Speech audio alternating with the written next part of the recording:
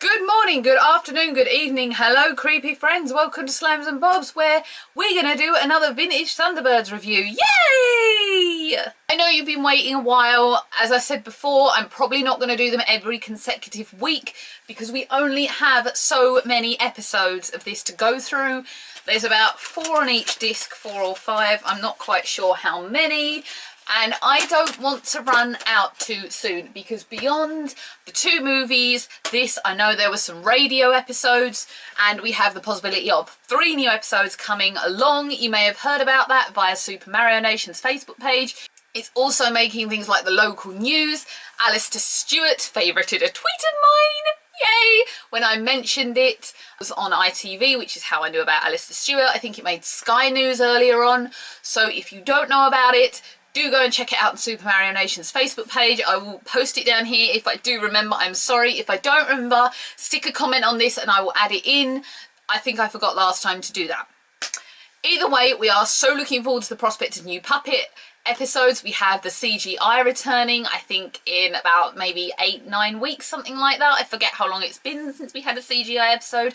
Too long in my book. So until that point in time, as you well know, all of you, and I kind of had the idea of doing it, but it was mainly all of you, requested that I review some vintage episodes. The first one we did, obviously, was the very first episode, which was Fire Flashed, or also known as Trapped in the Sky.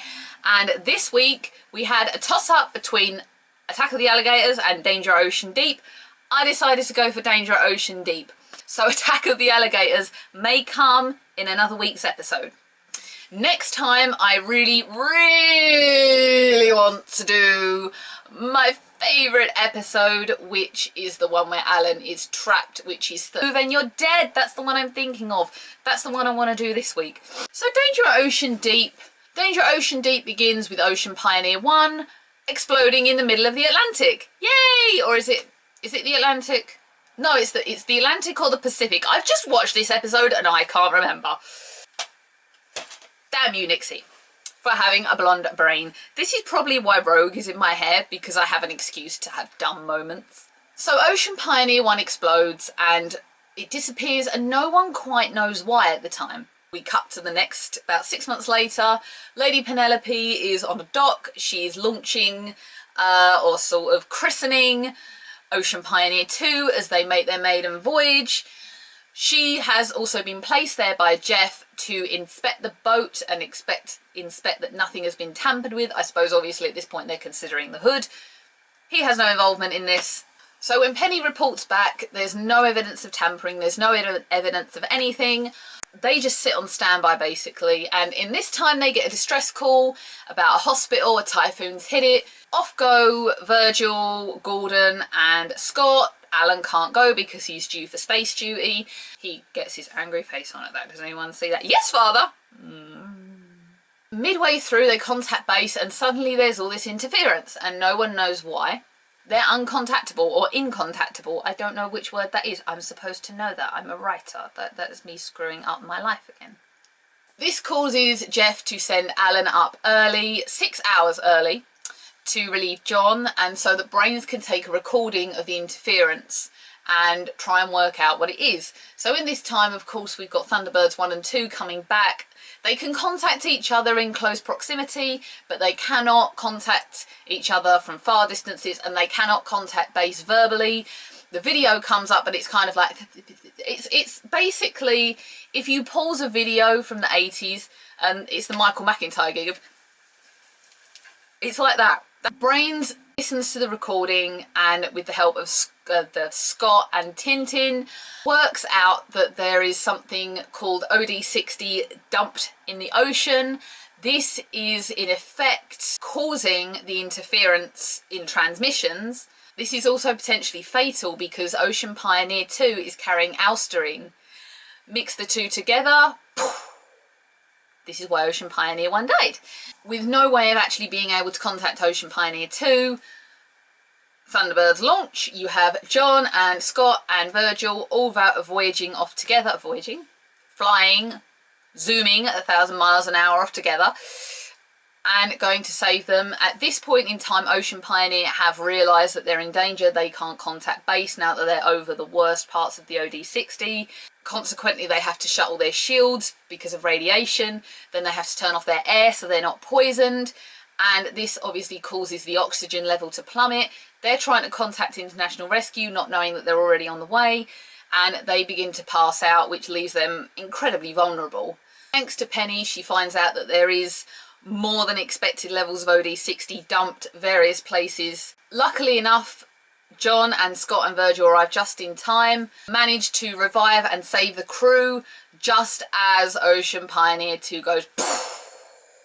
Everyone goes home alive this time. Not that Ocean Pioneer 1's crew, they all died. I do actually feel sorry for them because they must have all been blown into smithereens. Thank God the puppets didn't actually explode, it was just the little model. But I feel bad for the crew of Ocean Pioneer 1. Let's have a moment of silence for them, everyone. Just kidding. This episode, I think most of you like it because it's John's, I think, one and only rescue. I think he's been down on Earth more than just the once. But it's the only distinct rescue I remember him being part of. There's something in my mind telling me he's in another rescue at another point in this series, and I can't remember where it is. If you know, do comment, because I'm having a memory lapse today. It's because it's last day of my working week and I think I'm just looking forward to the weekend. I've also just ordered my brand new unit, which will make filming so much better because it's not going to be as low down as this one, which means I don't have to use so many boxes for the perfume shaped tripod, as you've now seen, because I just released Tin Time episode 1. Yay! I tried to think of a good vlog name, and Tin Time just kind of, it's punchy, it's 2 syllables long, it's alliterated, so it's nice and I like it. It's a shame if you don't like Tin Time. I think it's a cool name. It was either that or Thunderwords or Thunder Vlog, and that was just all a bit too contrived, I felt. Drunk Parker. But I think they must have made Parker a special face with a big smile on it. Hello, milady. It was tonic water, milady. Bless him. Bless him. I've never been drunk. I do not drink, can I just say. That I know some of you may find that hard to believe, but I do not drink. I used to drink a little bit when I was a teenager, but I have no interest in alcohol whatsoever. Bring on the spring water. We're also trying to keep the Diet Coke habit, but not the Cherry Coke habit. The Cherry Coke habit will be there forever because Cherry Coke and Dr Pepper are my alcohol. I was wondering as well, something I noticed, and I actually did look it up, was there colour TV in the 60s? Thunderbirds is 50 years old this year, as we all well know. So it made me wonder, 1965, would there have been colour TV back then? As it turns out, it was introduced in kind of the mid-60s, so probably around the time that this was released, maybe, but I think it was more available probably to the wealthier side of people. Obviously, Jeff's like a billionaire, so he would have colour TV. It was just a thought that popped to mind. You know, he still invented Skype before Skype did. So gotta say, I love Tintin's outfits in this episode, especially the red dress with the pearls. It's like, it's so 1960s, it's Jackie O, it's so nice. I actually quite like the shades as well, I have to say. This is just the vintage lover in me. And her real hands. Her real hands when she's mixing the chemicals and helping brains. Suddenly there's this real, it's probably Sylvia Anderson's hands. These suddenly real hands tip the test tubes. Bless. I love the way John says Ocean Pioneer. I think that's primary reason. Another primary reason, some of you requested it. Ocean Pioneer! Pioneer! Pioneer. Pioneer. Speaking of John, John's presence is way more felt in the newer series, and we touched on this a lot in the CGI episode reviews. I wonder if Gerry Anderson's views of John and his opinions towards the character stopped and halted the development of him, certainly in this series, because he's not really used and beyond the space station. And obviously in the newer series, yeah, he's still in the space station, but his use is a lot more prominent. His personality, his character is a lot more there.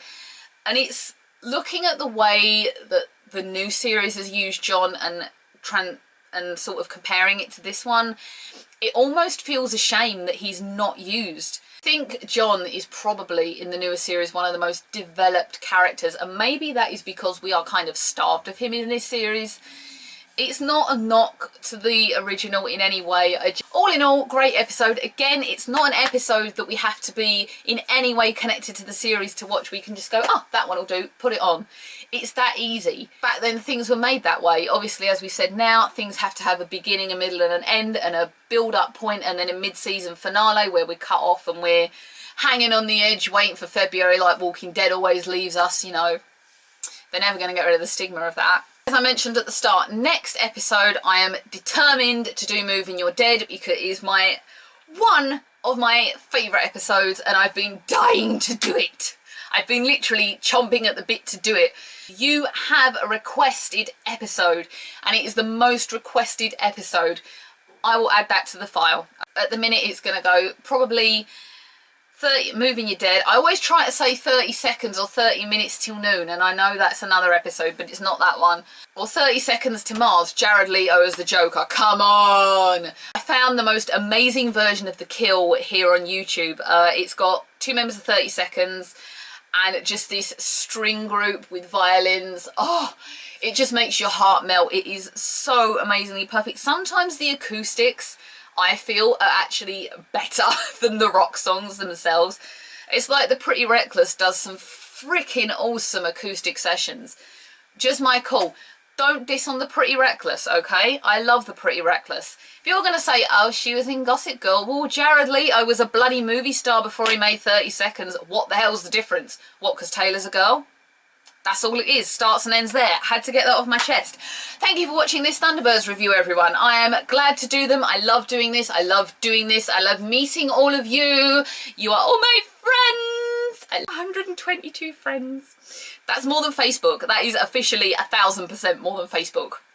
I'm not one of these people that has to add friends on Facebook. It's beyond my capability. If you would like to follow me on Twitter, it's down here. Instagram is down here. Keep watching for more videos. I have an F'd Off Friday coming up. You will have watched it by the time you watch this because I'm going to release F'd Off Friday tomorrow and then this on Saturday because that's the time when the normal CGI is on. Thanks for watching, everyone. See you again. Bye.